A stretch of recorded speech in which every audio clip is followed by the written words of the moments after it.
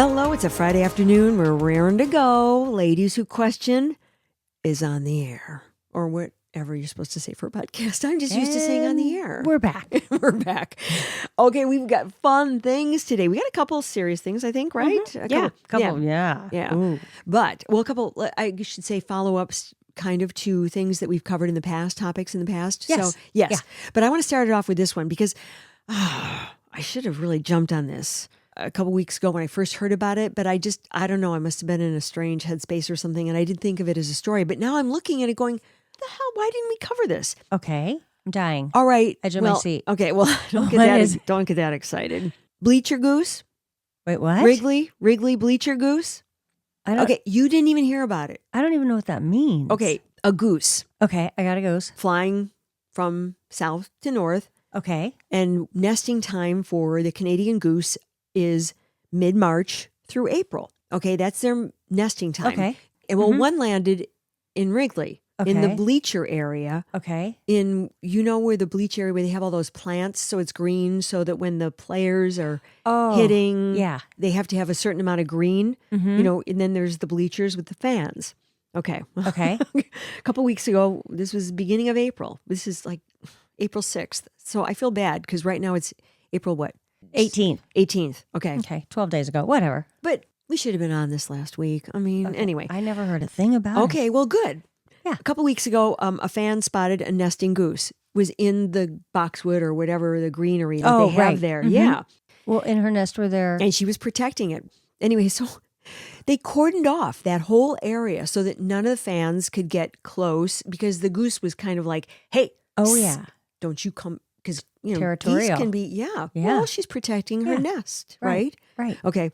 So days go by. Bleacher Goose is there. Okay. And she starts to get a nickname. They called her Suzuki because the Cubs outfielder, Seiyu Suzuki, because she's near the outfield. It's his territory. Exactly. I get it. Okay. Yeah.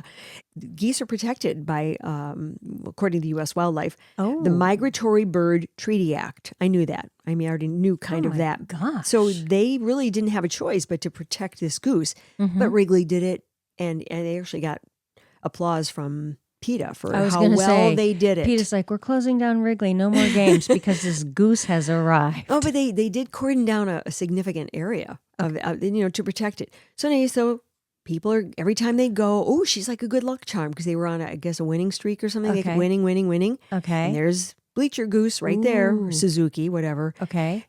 And then she was gone. Oh. She was gone. Okay. In the meantime, they've already created a bobblehead called Wrigley Goose. My God. Wait, she just disappeared one day? One day. Oh. They went out there. Okay. And nobody was bothering her. Then she was gone. And she hasn't returned. And the last update was the 10th. So she was there.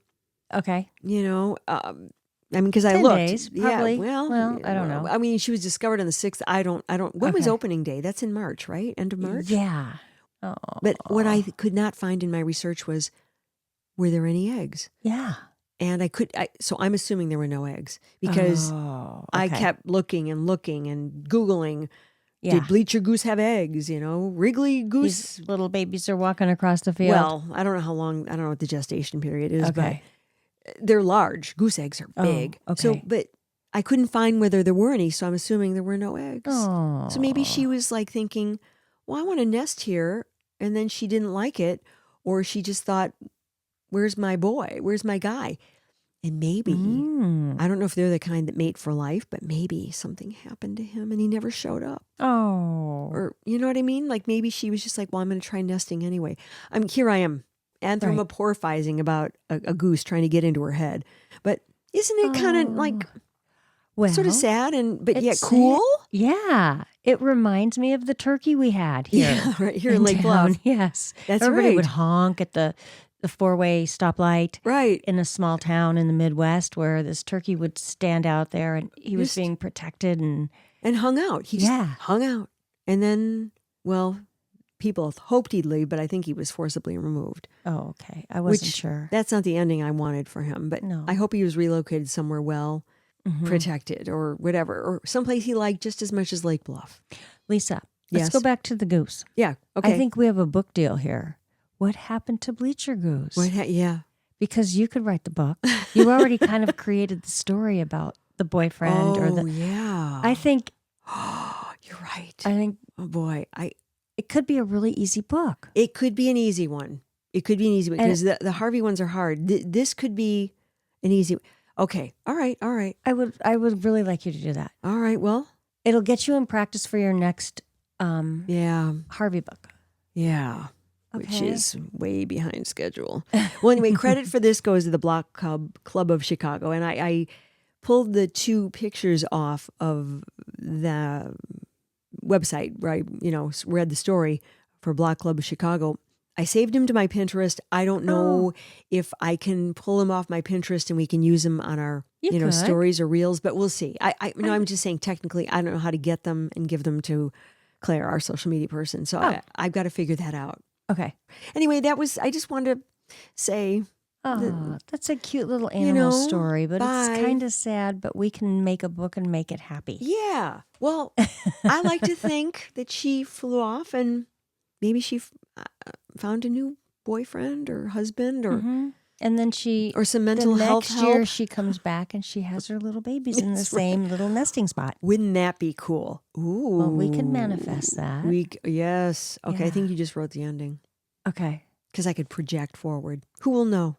It's a deal. Yeah. Because I'm not going to. Okay. Get those publishers on the horn. Anyway, what do you have? You have a couple of follow-ups to stories that we I have a follow-up to, me and AI. We're pretty much married. No pun intended, because you probably can marry a AI chatbot. Oh my God, that's probably next. Oh, it'll be next. Oh my gosh, it'll be a whole industry. It'll be disgusting. Oh, which reminds me, our topic from last week, we got some reaction. Oh gosh, now I can't even remember. Oh, yeah. A reaction from a listener named Jim. Okay. And he said, oh, well, maybe this is a good thing because you could just turn him off. The AI romance. Yes. Where you put yourself in an online Harlequin. Mm-hmm. Which if you guys listened last week, we talked about that quite extensively, and it was kind of an interesting story, I thought. And he just said, "Well, that'd be good," and I just laughed out loud when I read the comment. So anyway, thanks, Jim, for commenting. It's like, I don't feel like being with you today. Yeah, right. So and nobody's feelings will be hurt. Yep. Push the off button. Bye-bye. Bye-bye. So now what's this about AI? Well, it's just kind of a follow-up story where I found a news article in earth.com. Okay. Yeah, I know. It's kind of weird that it's written by earth.com. Not really. Okay. I don't keep up with that particular publication, area. But that's, since AI is so hot, I'm sure everybody's writing about it. People are falling in love with AI companions, and it could be very, very dangerous for the future. Falling in love with them. Yes. Could you imagine really having feelings for a non-person, like a love affair? No. I mean, I don't. You know what I thought about that whole romance thing? I mean, it's like a bot buddy. A bot buddy. Yeah, a bot buddy. Yeah. Okay. It's no longer unusual for people to form emotional and even romantic bonds with artificial intelligence. Ugh. I hate that someone would be that lonely. I know. But then again, think about it. It could help an older person in a rest home. Oh, okay. I mean, I think there are certain situations where it could be a positive thing. Like a companion and they're not getting the attention they used to or the input or stimulation. Like, you're right, senior living place where nobody has visitors and they're lonely. And maybe they start to get jokes from this AI companion. Is that what he... Well, no, I'm just making up stuff. It does? No, but I'm sure you could say, what are you... Tell me a joke. Tell me a joke.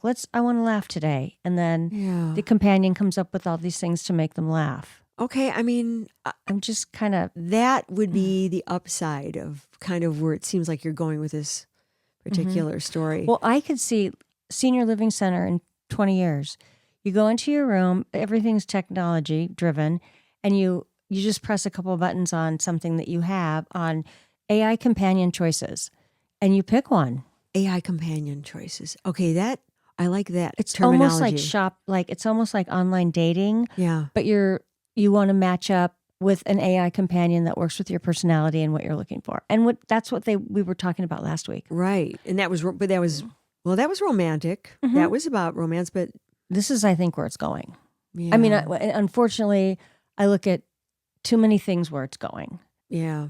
And if it's the right place and it really helps somebody with mental health or loneliness or whatever, yay. Medical technology. Yes, medical technology. Mm-hmm. So basically, again, there's a psychologist from a Missouri University of Science and Technology are now raising the alarm.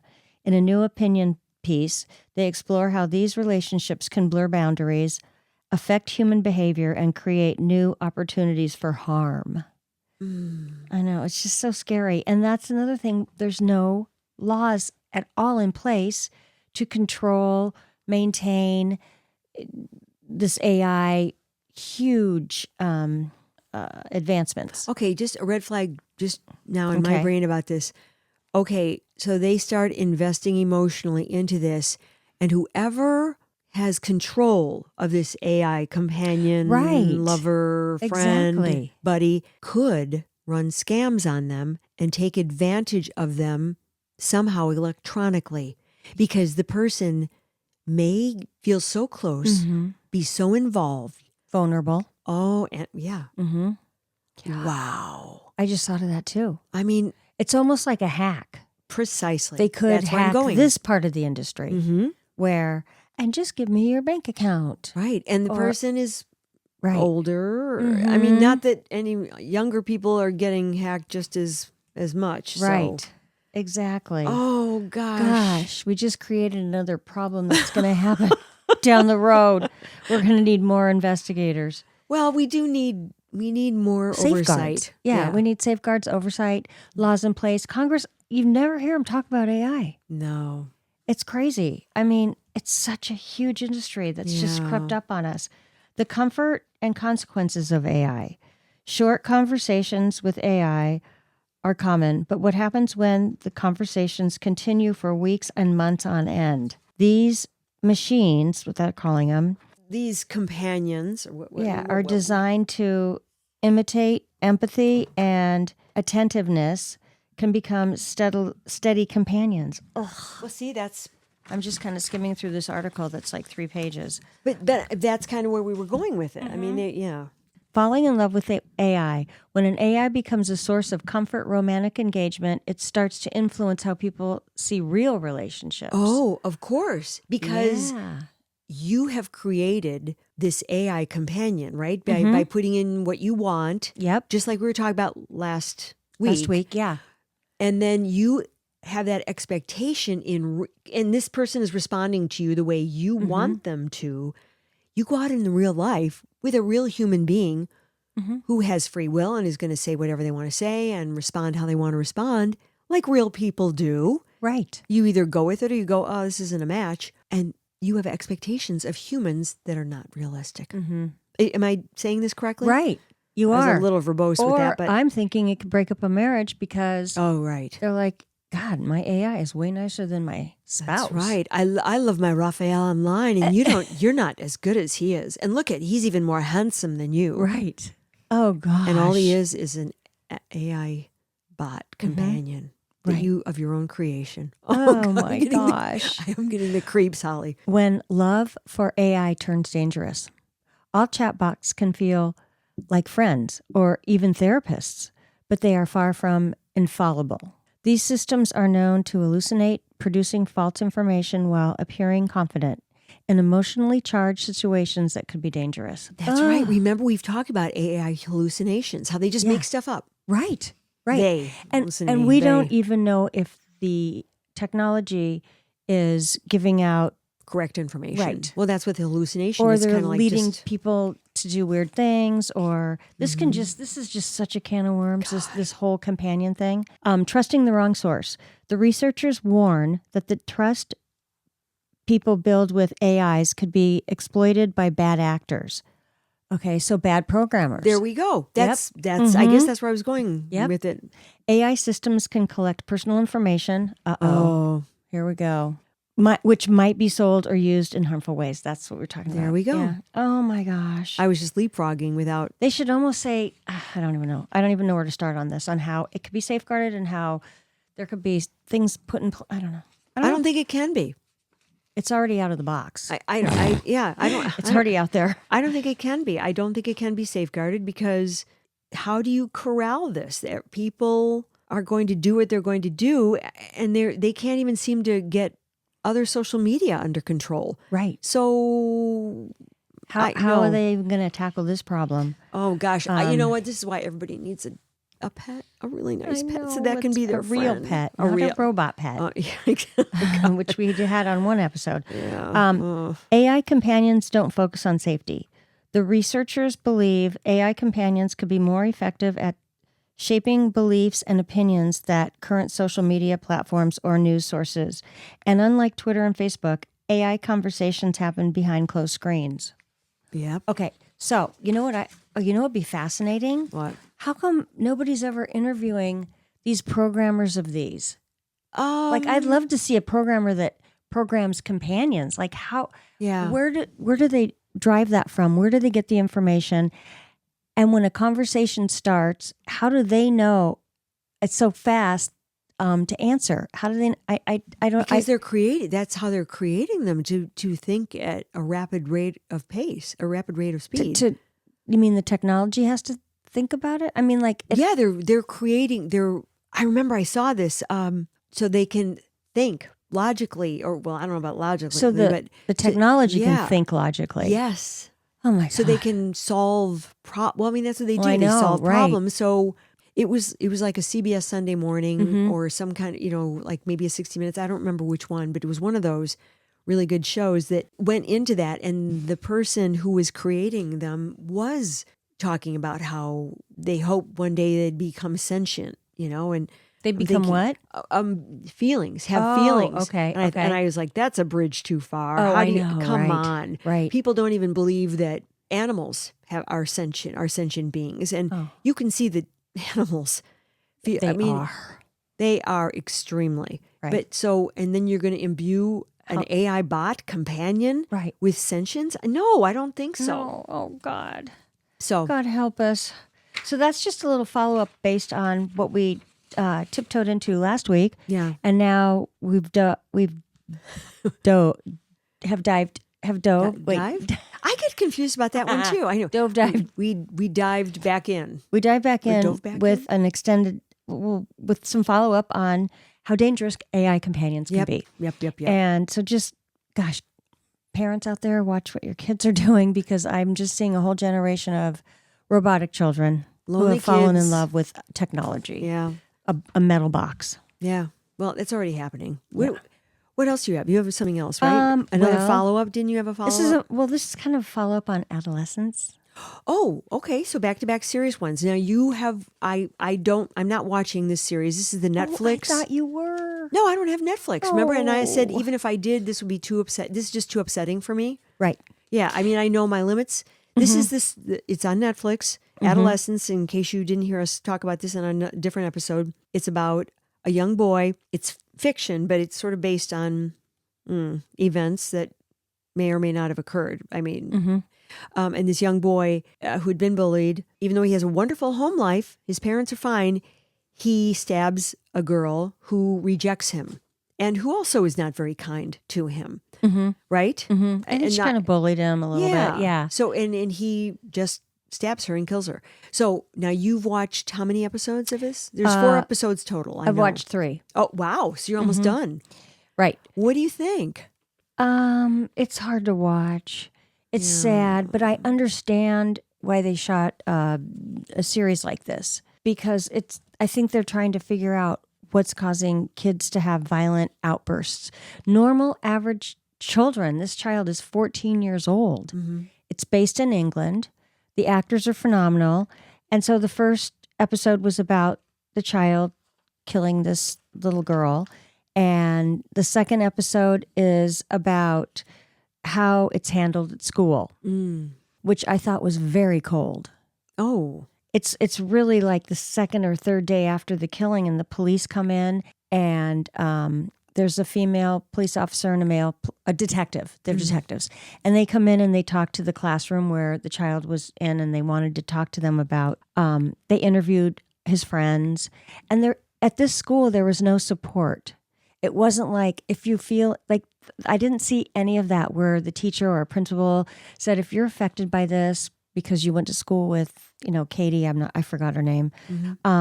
We brought There are in counselors available. Right. Wait, what decade is this set in? Now. Oh, it's current day? Yes. And they didn't, wow. No, there was no talk about, maybe we're going to not have school for a couple days and we're bringing in counselors to help you through this traumatic event that happened to your classmate. I wonder if that's how it would be handled in England. It was very like business. Like stiff upper lip. That's a little too stiff for me.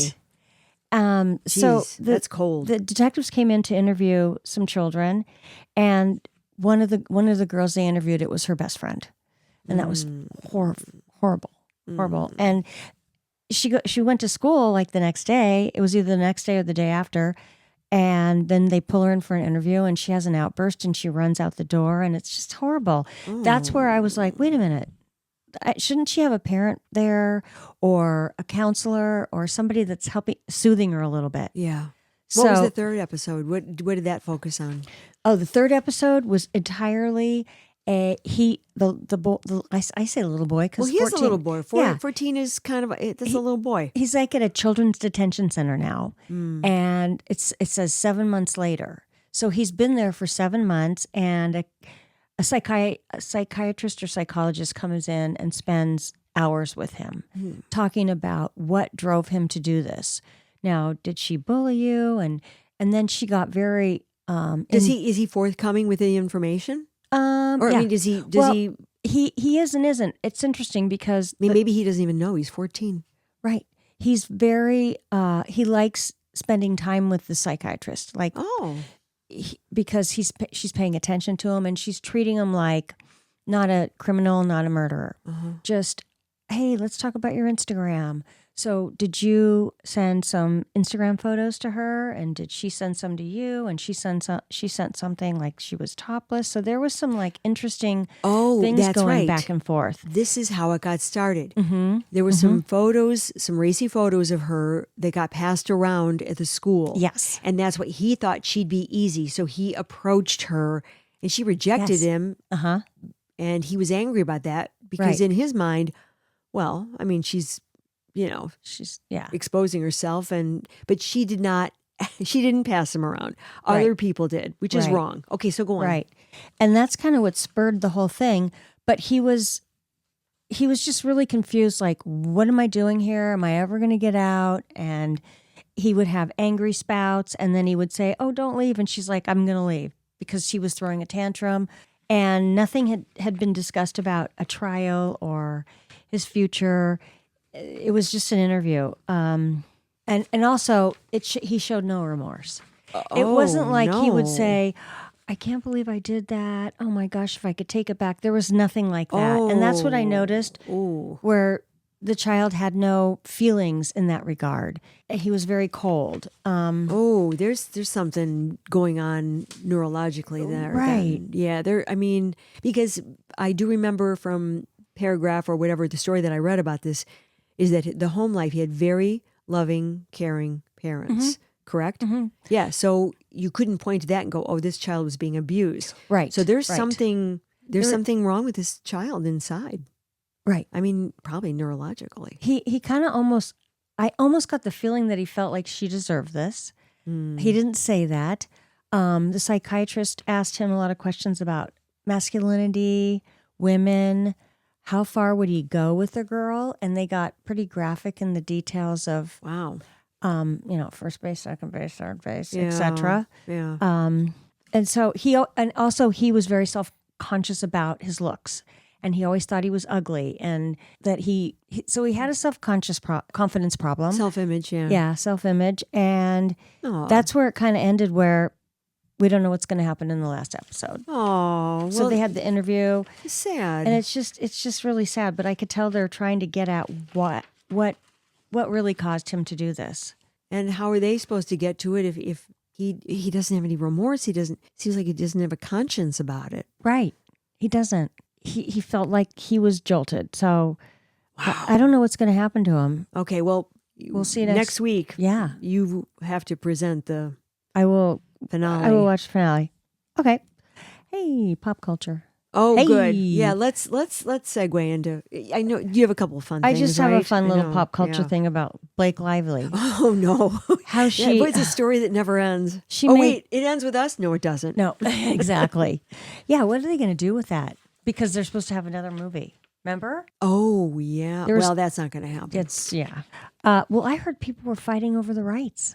I don't know. For the second movie, well, probably before this blew up last summer. But people would be so curious to see if there was a second. Yeah, If but anyways. not with them. Not with them. Yeah, that's not going to work out. So Blake Lively made Time Magazine's list of top 100 influencers. You know, I heard that, and I did not hear a sufficient answer as to why she is an influencer. What is it that is it fashion? I mean, I can't think of anything else that she's influential. How? Because what? Oh my gosh, what they're saying, I'm going to give you this quote because it's overkill. Because just because you're on this list doesn't mean it's a positive. Yeah, I don't know really what an influencer means. Like she's influencing all of us to be like her. I mean, Hitler was an influencer. So oh yeah, see what I mean? Yeah. You can. This can be used in a pejorative way or very positive. So that's why I'm curious. Like, what's she influencing? What is it?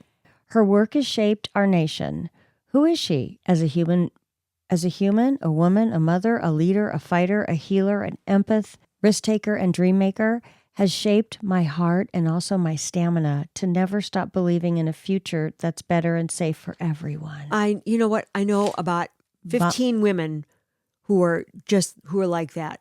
I mean, those are all very special and lovely qualities. Mm-hmm. I know people like that. They should be on the influence list. I know a lot of people like list. that too, but they're not like nasty people underneath. That's what I'm saying, and Yeah. they're lovely people. Mm-hmm. Yeah, and that's too bad because now all we're hearing is the nasty side of her. Who wrote this piece about her? I heard it was somebody from the NAACP. I don't. Okay, I think Okay. just a little bit it was a woman who wrote it who had done the interview. She was at the NAACP, and Blake and Ryan contributed $1 million to the NAACP. Okay, but here's what's been overlooked. I know why. Because where they got married. Because of where they got married Yes. on a plantation. Exactly. And so to smooth things over, and this was, of course, years ago, Right. they donated $1 million to the NAACP. And how timely, I'm extrapolating here, but I think I might be on target. Right. How timely her PR team is probably going, man, we got a lot of damage control to do here. They donated it to make nice. Right. And that was after the fact. It was like Because they got called out. Right. Where was this wedding? It was on a plantation in, I don't know, Georgia or something. And so that was their damage control then. And now they're trying to use this, or she's look trying to at use them. it. That's right. Yeah. Which everybody knows because they Well, donated after they got married there. But no, it's not being talked about. I heard about it on, I don't know, one podcast or something. And it was not even, they were just saying that this is probably why. I think it was it an NPR thing? I forget.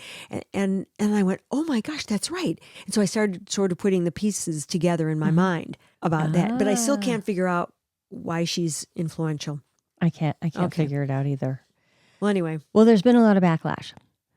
Lively has her comments limited, but her haters found other places to make their voices heard.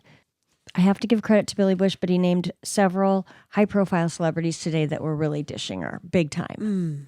You don't remember that? I don't remember that because I think I sort of tuned that out, or who knows. I remember him talking about her and that situation, but I don't remember who he said had dished on her. Haters gonna hate. People. They're gonna hate, and yeah. I'm not gonna take the time out of my life No, to post a hate. on something like this. Right. I'm gonna save that for something that's meaningful. I mean, come on. I know. It's pop entertainment. They make a comment. I don't know who's making this comment, but it says, how much do they pay for to get on this list? Oh, well, but I think we just kind of covered that. Yep. Blake, Pantation, Barbie, Lively. Oh. That's what they're calling her. Well, I think it's interesting that they're saying Blake Plantation Barbie Lively. Well, it's a funny nickname. Yeah. And they're Okay. not they're not attending the Met this year. Obviously. They want to keep a low pro. Well, that's not very low profile. They're not attending. No, I know, but this is not very low Oh, profile no. either. Mm-mm. No, it's not. Okay, no, this is just PR stuff. Right. Okay, what do you have next? Blah, blah, blah. Oh, I have KRD. This is so funny. KRD. This was on an Instagram, but I found it on a bunch of Instagrams. KRD radio station. And Where is that? Obviously out west of the Mississippi, but okay, well, somewhere anyway. Well, if it's a K, it's west of the Mississippi. Oh, really? Oh, yeah. Yeah, W. All Oh, it stations. goes alphabetical? No. Anything that begins like WLS or WCF or W whatever, okay. Is east of the Mississippi? Is east of the Mississippi, and And the everything K- west of the Mississippi begins with a K. Well, that makes sense because I remember KGO and Right. KFRC, I was on that too. and I didn't even pay attention to that. Well, Like the K's and the W's. why? I mean, That's so interesting. Yeah, well, little tidbit. Anyway, So this KRD radio station on April Fool's Day, they did a prank, but a person that was listening didn't think it was a prank. And it's a really funny story. They said whoever can tattoo KRD on their forehead the fastest wins $250,000. oh god. And so this man, older gentleman, probably 40s, 50s, saw a picture of him, a little balding, kind of conservative looking, wearing a suit, called the radio station and said, is this real? And they're like, yeah. And they posted it. There was a post of it. And so he ran out and got a tattoo in big letters across his forehead How much money? for $250,000. That's it. Yeah. But that's kind of a lot. To have that emblazoned on your Well, face? yeah. So what happened was he went to the radio station to collect his money and they said, well, you didn't read the fine print? And he's like, no. it said, this is an April Fool's joke, but it was teeny because I saw the post. It was big, bold, $250,000, whoever does this, and tiny, tiny print, April Fool's. He took him to court. Oh, good. And he said the reasons he did it is because he lost his job. It was really sad. He lost his job. His house was in foreclosure. All these terrible things are happening. Oh wait, that as a result of getting the tattoo, or that was going on at the time? That's why he did it. Oh, that's why he was needed desperate. the money. So yeah. Oh I no, know. this is sad. No, it turns out not sad. okay. Good. And so, long story short, took him to court, and he won $500,000. He won $500,000. Well, I Yeah. don't think KRD will be pranking Right. next year. So that was kind of cool. Yeah. Oh, good. Okay, that's nice. Okay, so that's my little tidbit for the end. Okay. Well, I just have one. I have a closer. Okay, Okay. I love a And, good closer. Well, I don't know if You're a good closer, anyways. It's not that I don't know, but We're just going to close you closer. Call you closer. closer. I did do well in sales when I dipped off, for a while doing that. But anyway, on ABC, Channel 7 here in Chicago, this just caught my eye. This place, Serendipity Bookstore, I did not catch the name of the town. It's in Michigan, and I just thought this was the coolest thing. It had to move. They lost their lease, I don't know, but they got a place down the street. I don't know, half a block down. Pretty close. Pretty close. Yeah, I read the same story. I love it. Oh, did you? Yes. Good. I almost brought it to the table. I think I was so tickled by this, and I said, I love these things that happen. So they have, it's a not private bookstore. What would you call it? It's a Independent bookstore. It's not a chain. That's it's not Amazon. It's like go buy local. And everybody loves this bookstore, because it's not a huge town. It's a mid-sized town. Yeah. And so all of the loyal customers and just other townspeople who frequent the store, even those who don't, said, well, we'll help you move, because it was going to be kind of a Herculean effort. I think they said 9,000 books. A lot of books. It was a lot, and I might even be underestimating. I thought they said 9,000, but it was, what they did was, you know how they have, remember old timey, they show Fire brigades. Exactly, like a fire brigade, and the bucket. That's what people did. They lined up From store to store. from store to store, and they handed the books. One person handed the book to the next, to the next, to the next, until they got to the So new cute. store and put them away. How I know. about a community effort? I love it. People, I hate to say people helping people, because we used to make fun of that. Oh. But It really is and was. And I just thought, what a nice gesture. Oh, what a nice little story to end on. But it's so old fashioned and just humanity. Yep. No technology. Bringing out the best. Goddamn robots moving the books. Right. But bringing out the best in people. Right. Exactly. So I just thought, we're going to talk about that. That's a sweet story. And that's our closer. Okay. So, yay. See you guys next week. Hope you enjoyed. We had a real melange, which is okay. And send in all your comments, feedbacks, and questions. Yep. Take care. See you next week. Bye. Bye. Thanks, Harvey. Ladies Who Question is executive produced and edited by me, Lisa Dominique, and also executive produced by Holli Caulfield. Holli also does most of our research, and Claire Caulfield is in charge of technical assistance and social media. Music, My Lionheart. Sketch music by Florian Manx and Matthew Anderson. Thanks for listening. Please subscribe, follow, rate, and review Ladies Who Question on Apple Podcasts or wherever you get your podcasts. Send your thoughts to ladieswhoquestion@gmail.com. Follow us on Facebook, YouTube, Instagram, Threads, and our website, ladieswhoquestion.com.